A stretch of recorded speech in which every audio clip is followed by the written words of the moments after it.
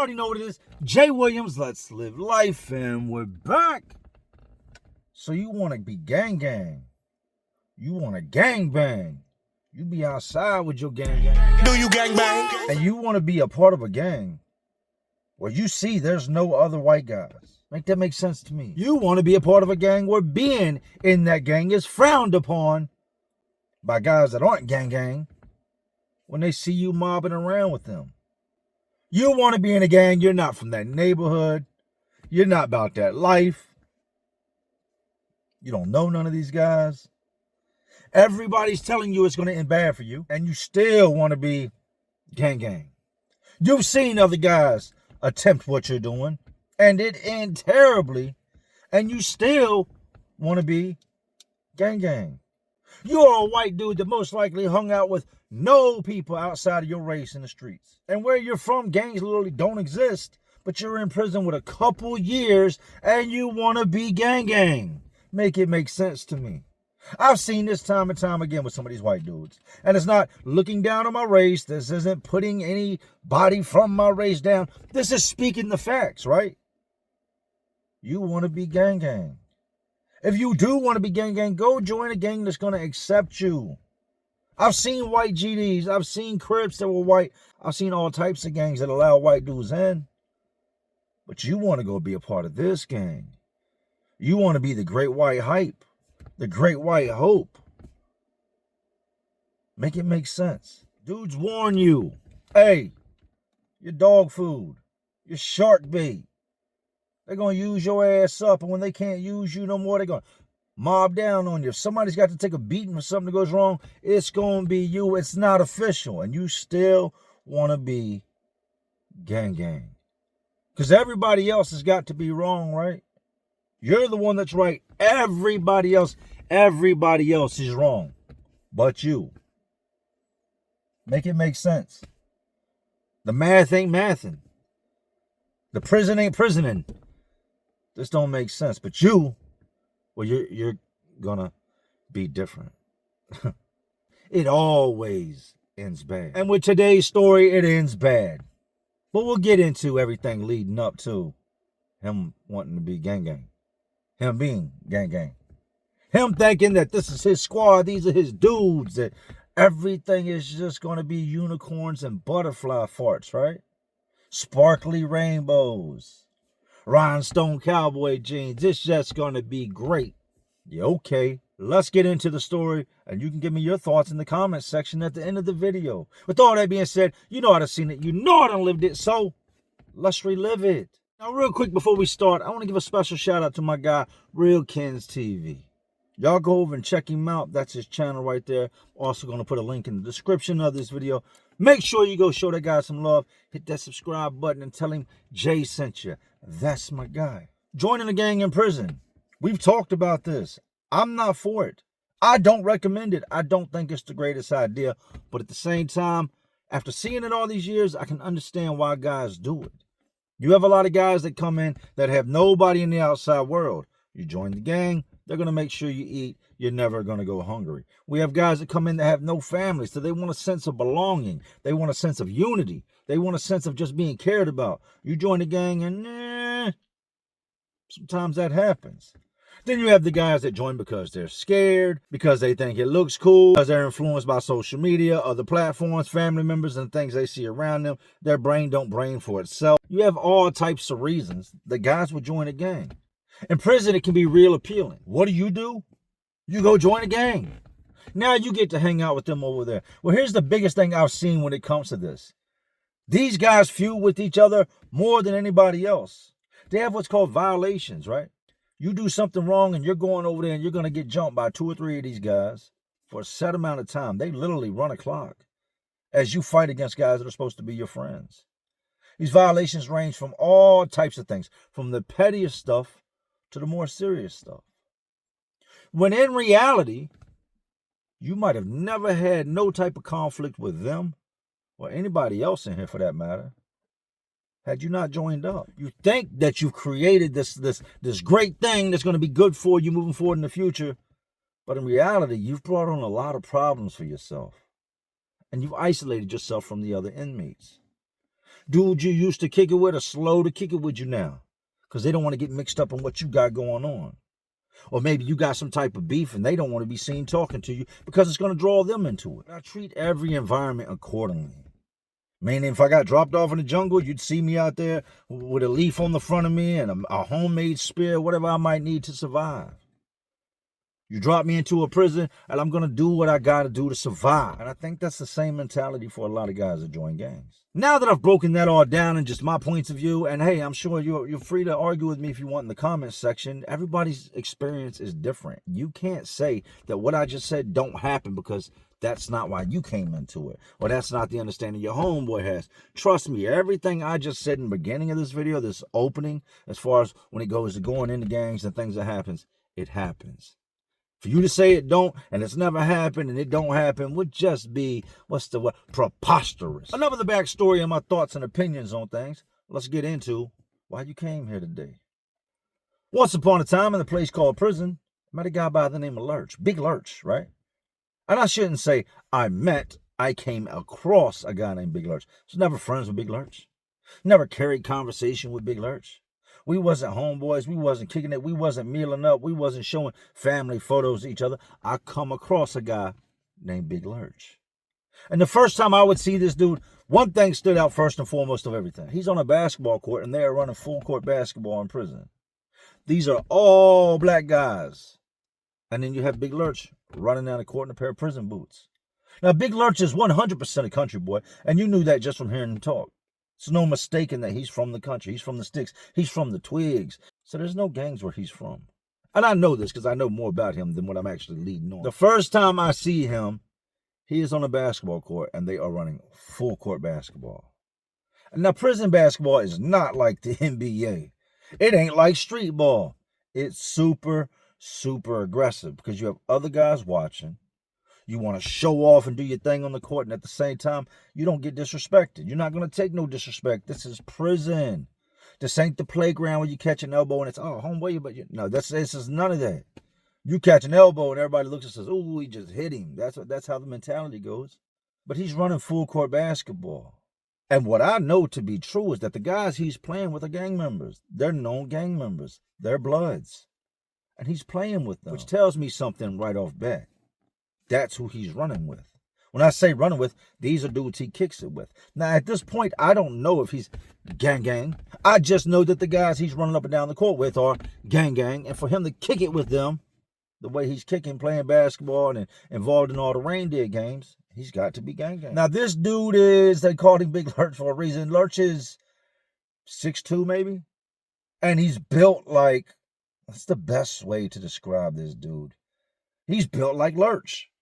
You ever seen the Addams Family, like the old episodes of the Addams Family? Those ones? It's a good way of describing Lurch. Very pale skin, short hair, high and tight on the side. He has absolutely zero tattoos on his body. Pale. Middle of the summer, this dude's still pale. He's lanky. He's not the biggest dude, but he also looks like if push came to shove, he could help pull a truck out of a ditch with his hand. So back to them playing basketball. They're running full court basketball. This dude would go to shoot a shot, and he would miss. The only thing he was really good for was like playing center. You put him up underneath the basket, and he's tall enough that he can swat it away, and if you ain't got the same height as him, he's going to jump up, put his hand in the air, so he would more or less play center. But as they're running back and forth, up and down the court, this dude's got these cluckerbuckers on. You know what some cluckerbuckers are? Cluckerbuckers are just a big-ass, dumb-ass boot. And he's got these big dumbass state boots on that he's trying to play basketball in. State boots hurt to even walk in. Prison issue boots are not, there's nothing comfortable about them. The insole is literally 6 pieces of paper thick. It's not what you want to wear on a day-to-day. And he's out there playing full court basketball in these boots. They run back down the court headed towards his basket. And what does his big dumbass do? He slips, trips, and falls. Dude stop, look at him. The other team continues on. They run down to the basket. His dude stop, yo, you all right? You all right? They help him up off the ground. Dude does his little layup. Ball rolls across the ground. Lurch stands up, walks over the ball, picks the ball up, and throws the ball, trying to throw it over the fence. This is very frowned upon. The prison ain't quick to go get you another basketball if it hits the razor wire. They're not going to get it if it goes over top of the fence. The next time you'll see that ball is when the grounds crew comes through with the lawnmowers and they cut in between the fences. But luckily, the ball don't go over the fence. It ricochets right below the razor wire and rolls in the grass. Now, in my mind, I'm thinking, here comes an ass whooping. You just did some old dumb shit. You trying to throw the ball over the fence. You trying to throw the ball in the razor wire. You done fell down because you were out here in some cluckerbuckers.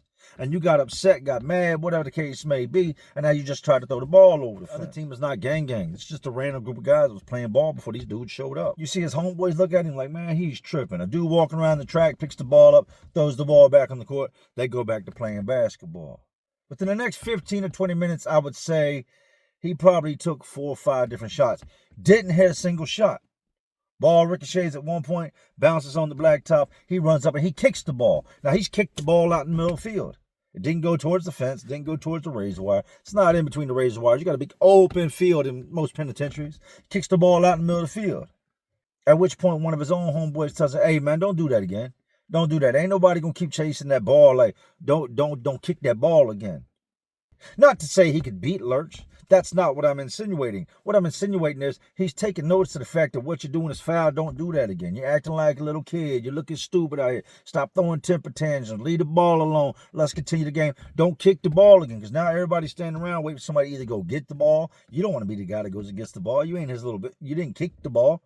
Let him go get the ball. But he don't do none of that. He walks around with his country ass slang, throwing his hands up, throwing his hands down, just seems very, very agitated. I saw through this. This was like a big-ass 7-year-old having a little temper tantrum on the blacktop.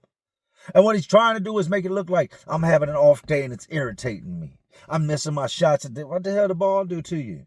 You ain't do nothing good for the ball, so I guess you can get rid of it, right? The game ends. They clear the blacktop. They call rec. We all go in. Now, mind you, I'm new at this prison. I don't know a lot of guys. I know all the guys I showed up here with, all the guys I came through the whole process of getting processed through until you get to your cell. I know these guys. I know some other sprinkled in guys here and there from being at other compounds, doing time throughout my life. I know guys, but it's not the same as if I've been here 2-3 years where everybody's like, oh, yo, that's Jay. It wasn't that situation. And on this day, I wasn't even kicking it with nobody. I'm sitting out there on the bleachers. It ain't much to do. It's hot. I done walked. It feels like 1,000 miles. I would walk 500 miles. That type of thing. I done did all that. So now I'm sitting down on the bleachers and I'm sweating. This game ends. They call rec. We go in. I don't think much more about it, right? I don't talk to nobody about it. Not that I don't have people to talk to. It just wasn't enough of substance there to even bring up. Now, Lurch was upstairs in our building. He wasn't in the pod with me. So I didn't get to see his day-to-day life when it comes to passing each other in the pod, making meals, who he watched TV with, who he kicked it with, who stands out the shower as he's showering to make sure nobody runs up on him. I didn't see none of that. I would only see this dude in passing at first. Now, like I said, at first, I didn't know if he was gang. Because seeing a white guy be part of the blood organization is, I'm not going to say that it can't happen. I'm not going to say there's not real white bloods, because I know for a fact there is real white bloods. It just wasn't something I was used to. But I didn't know if he was more or less what we used to call a powder puff, which was a white guy that ran with them, that dudes would use and abuse and get whatever they could out of, and then eventually just beat the shit out of after making them feel safe. Or if he was really gang. Now, the way chow would work is they would call the bottom of our building one day to go first, and the next day they would call the top to go first, and after they finished eating, they'd be coming back in the building, and then they call us, and we would be. They usually like guys to be going in the chow hall as guys are coming out. It's like a big revolving door. So the next time I seen him that really stood out to me is we get called to chow. Upstairs there's already 8 chow. There's still some guys scrambling around in the chow hall. Now, you've got a couple other buildings mixed into this chow hall as well. Guys from over there, over here. Guys will fall back. They'll go into the chow hall they're not supposed to be in just to kick it with their homeboys. And I come in and the guard's telling them, hey, y'all got to get up and get out of here. Lurch is sitting at a table with 3 other guys. They got 4 guys at this table. Y'all got to get up out of here. I'm trying to feed. Y'all messing up my feeding order. Y'all need to leave before I get y'all removed up out of here. All right, we going. Everybody stands up, and this would be when I knew for a fact that he was part of what they had going on. Now, if you're just hanging out with that gang, you're a little powder puff, whatever the case may be, you can kick it with them, but you ain't doing gang handshake. You're not doing all that. You're not doing gang calls. You just get to walk up and be blessed with their presence. But these dudes get up from the table, and like I told you, some of them are going to the other building, Lurch and them is going back upstairs, and as they're parting ways, they start doing the gang shakes, right? He's validated. He's 100% down with them. You're not doing that handshake if you're not. I can't do that handshake. I can know everybody over there and kick it with them 7 days a week. And when I walk off, I'm not doing that handshake. But he does that with all these different guys. I'm like, all right, I am mistaken. I've been mistaken before. I've been wrong before. So stuff constantly pops off in the chow hall because you got guys that usually don't really mash much now in the same room. They might have separated you and this guy and put y'all on 2 different buildings, but boom, there y'all are in chow hall. At the time, I had a homeboy named R, and R had rank within this gang. When I mean he had rank, like, I don't care who you were, if you were part of this organization and you saw him from 100 feet away, you were going to make sure you acknowledged him. I've walked with him at times, and it would almost get annoying because we'd been in the middle of talking or something, and somebody would yell out his name, and he would stop what he was doing. Hey, well, and they'd start talking. Hey, Jay, I'll holler at you, I'll get back with you. And he'd peel off.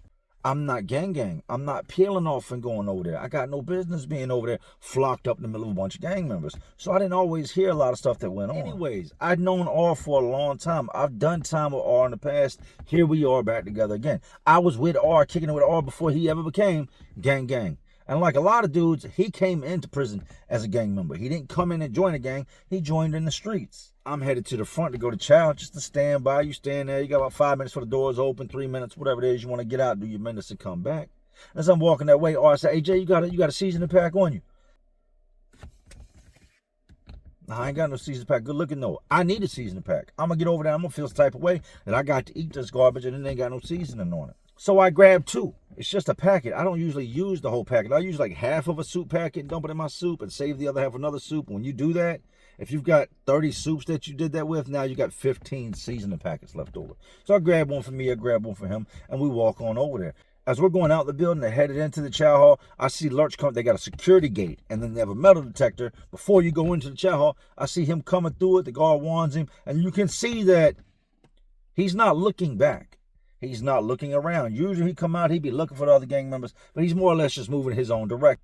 No sooner than we get close enough to actually where people start going through the gate, the guards tell us, hey, such building, return to y'all's housing unit, return to your housing unit. Everybody stands there for looking for a minute. He pulls the gate closed so we can't come through and runs into the chow hall. I see more guards come running. They tell the officer, hey, pop the gate to the chow hall, pop the gate to the chow hall. And these guards go running in. After about maybe 60 seconds, 90 seconds, a bunch of these guards come out and they got a bunch of these blood dudes in handcuffs. And they're not bringing them back to the building. No. They're walking them right down the concrete and in the direction of the other building. That's where the hole is. Meanwhile, I look over. Lurch is gone. Lurch is done evacuated. So the following morning, we go to rec. I head outside. We come out on the rec yard that morning, about 8:15, 8:30. And it's not like it usually is. It's not just a couple dudes here, a couple dudes there, some guys walking with a cup of coffee. It's none of that. There's a whole bunch of dudes on the rec yard. And as I look closer, I realize, oh yeah, there's a lot of people out here.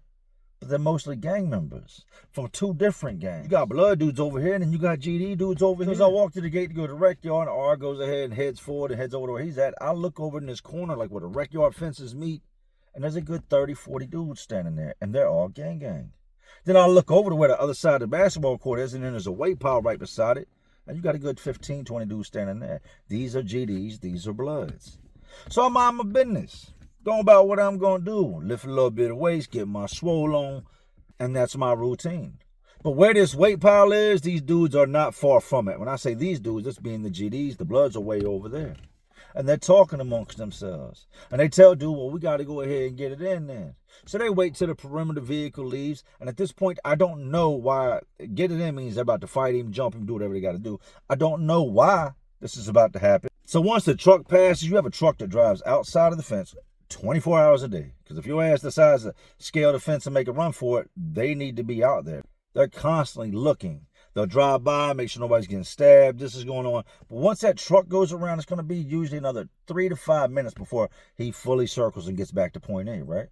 The truck leaves, and I see them go over in the corner where the truck can't see him, and these guys commence to beating this GD up. This white dude that I don't really know much about to this day, but what I do know is they kicked the shit out of him. They beat him up, and after what seemed like an eternity, was probably a minute and a half, they help him up off the ground. They dap him up. And one of the dudes from the GDs walks over where the blood dudes is. Can't hear what they're saying. They talk. He goes and joins his dudes. And these GD dudes peel off from where they were standing. So now as I sit on this weight bench, I'm sweaty. It's summertime. It's hot. I lean forward. I put my hands, they kind of on my elbows. And I look over what they got going on. And I see the perimeter vehicle pass. They've now formed a small circle to kind of try to stop other guys from seeing what's going on. And I see Lurch go into the middle of the circle. These dudes jump on him. Now, I couldn't see much of the fight. As I told you, I'm sitting down, and they've circled around him. But you can see enough to these people. This ain't a brick wall. This ain't like peeking through a fence. You can see enough through the people moving and standing around that you can see Lurch is losing this real bad, and they're kicking his ass. They're doing him dirty. The only thing they're not doing is kicking him, because that's frowned on. So they beat him up, get him on the ground, get him up, beat him up some more, get him on the ground, get him up, rinse, wash, repeat, right? So when this is all over, everybody daps up. Their gang disperses. Some of these guys wait till wreck car and they go back in the building. I thought everything was dead. But I would talk to R later in the pod, and R would go on to say, man, shit's going to be bad when them boys get out the hole. We waiting. What you mean you waiting? Like, I seen it this morning. I thought that whole situation was dead. Well, it's dead on the strength that Lurch walked off, saying he didn't know dudes was about to get to fighting. But other dudes that was in it that's not gang-related said that when everybody got to arguing, he got up, went to go put his tray in the window like he was just going to put it there, come and sit back down. But instead, boom, he hit the door and walked out. I don't want to say he's scary, but it looked like a very scary move, if you get what I'm saying. He said, so once we get word, once we get a kite back from the hole to find out what happened, like, we got to really talk to the homies before we can do too much. What we do know is he walked off as everybody was fighting, so he got violated on the sense. I don't know all the story. All I know is the GD dude, which is another white dude, is saying that Lurch used to claim GD. But supposedly, this GD dude is telling dudes that Lurch used to be GD. And that he's set hopped, and that he's lying about never being in a gang, and that prior to this, he was this. And they had done time with each other here, there, wherever they had been. Now, new stuff happens every day. Some days are just completely boring. You're like, damn, my life is boring. But for the most part, there's always something going on if you open your ears, open your eyes, and pay attention to your surroundings. So like a lot of things, situations seem to die down, but in prison, it doesn't really die down. New situations arise, and they pull that to the front burner, and they take whatever they had going on, and they put it on the back burner and kind of just let it simmer, just let it sit there. But you can please believe that at some point or another, they're going to grab it, and they're going to pull it back to the front burner, and it's going to become priority. Well, at this point in time, unless knives came into play, it was usually about 30 days, 15 to 30 days you would sit in the hole. I spent almost 362 days I sat in the hole. Laws came into play. They said it was inhumane, and it messes people up. I'm normal. Am I normal? I'm not normal at all. No way, shape, or form am I normal mentally. Anyways, these dudes start coming out the hole. Now, they take them, once they come out, they start putting them in different buildings, different buildings. One of these dudes lands in our building and goes upstairs and is in the pod with Lurch. Now, a lot happens on the rec yard. People do it in the pod, people do it in the cells, but when you're gang, you usually want to get up with the other members. Everybody's got to talk about it. Y'all got to get with the big homie. He's not in that pod. Y'all can't move till y'all talk to him unless he swings on y'all. But the word is that Lurch hyped all this stuff up prior to going to chow. They had this whole big plan on where if homeboy admitted that he said that, this and that, they were just going to crash out right in the chow. That's the word. Lurch orchestrated this. He's supposed to be the one to take off first. Now, what I'm about to say had already made its way around. But I guess until the Bloods talked to the other dudes that was actually there, they wasn't going to go off of the words of no other inmates. They wasn't going to go off of Lurch's word. They wasn't going to go off the GD's words. They needed to talk to the dudes that got jammed up and put in the hole. Now, the story this dude tells is much different. He says, prior to going to chow hall, Lurch is all hype. I'm going to do this, I'm going to do that. I'm going to tighten dude up right there in the chow hall. I'm going to take off on him. He said, we get over there, and there's a couple of them, and Lurch's whole energy changed. Most times the energy don't change if you got 5, 6 dudes with you, right? He said his whole energy changed. He said, so they sit down, we grab our stuff, we sit down with the other homies.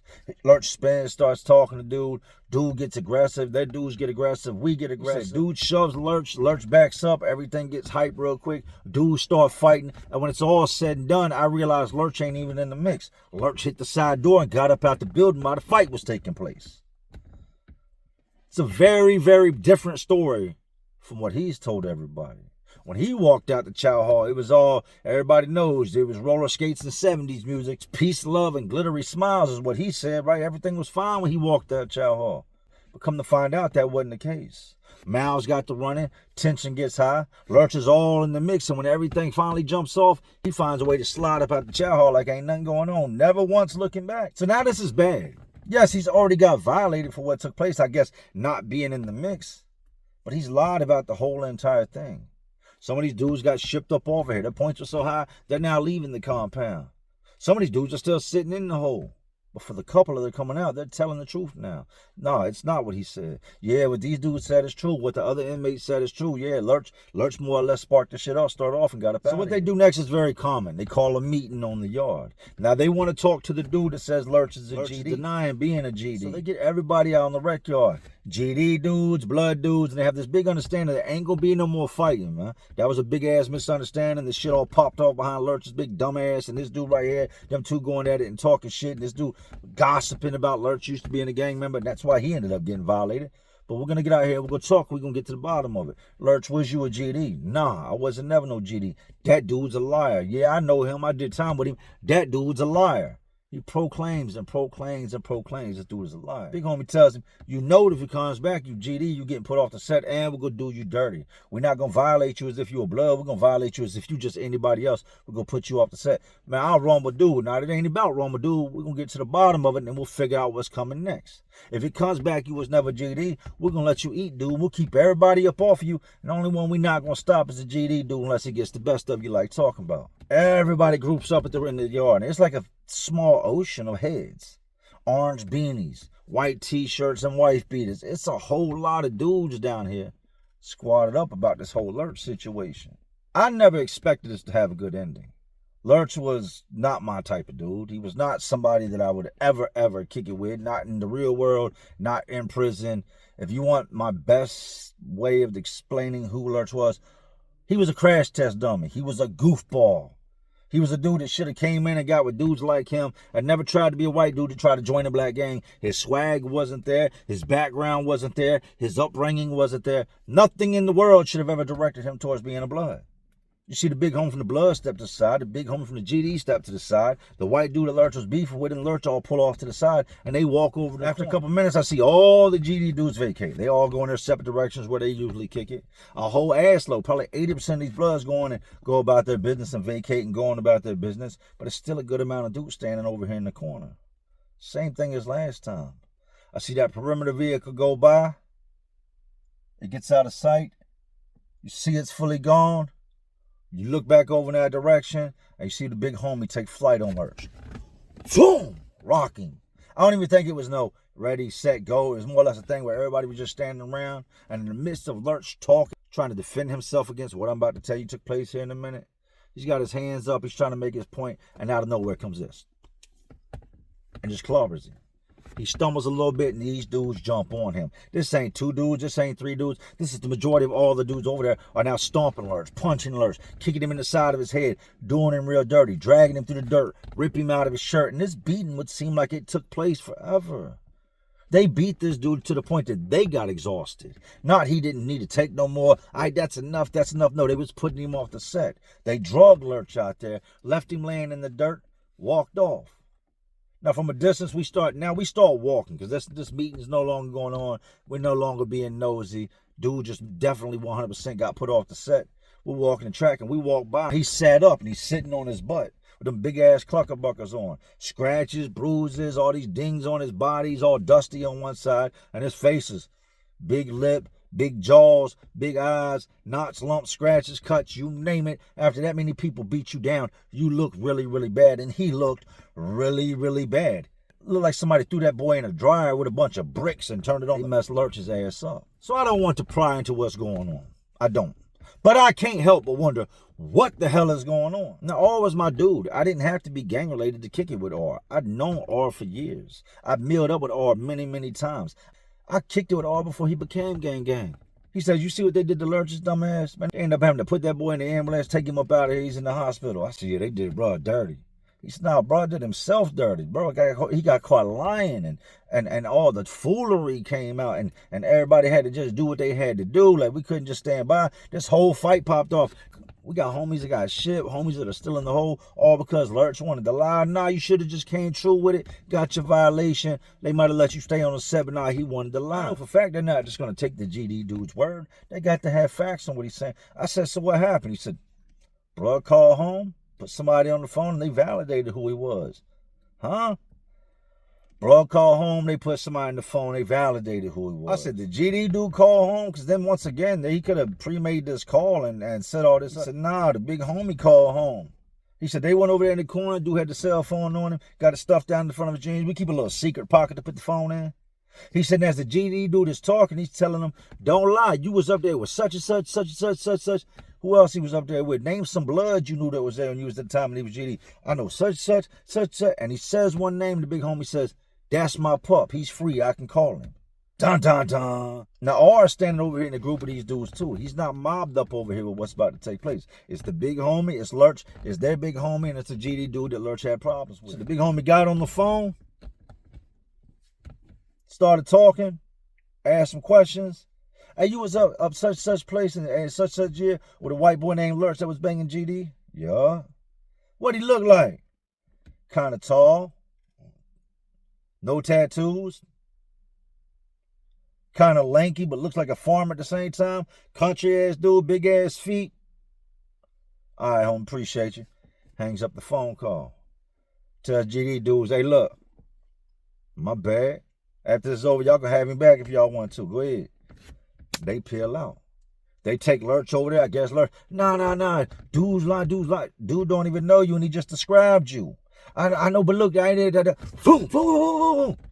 Everybody commences to beating Lurch up. And that would be the end of Big Lurch. But it's not the end of stupidity. Big Lurch ends up getting shipped off this compound.